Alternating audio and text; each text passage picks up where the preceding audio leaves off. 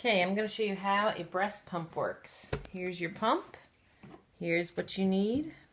Alright, you have to fit these pieces together, and everything has to be just right or it won't work. One time this wasn't pushed in the whole way and it wouldn't work. Alright, attach your bottle, and then this tube is the suction, and it will pull from your pump, and that's how the breast milk comes out. Alright, it takes anywhere from 15 to 30 minutes depending on how fast the milk comes out. And you actually have the option to do 2 at a time. I just set up one for you. Plug it in, and you can actually hear the suction. Alright, I'm sure you can figure out where this part goes. And you sit there and the milk drips down.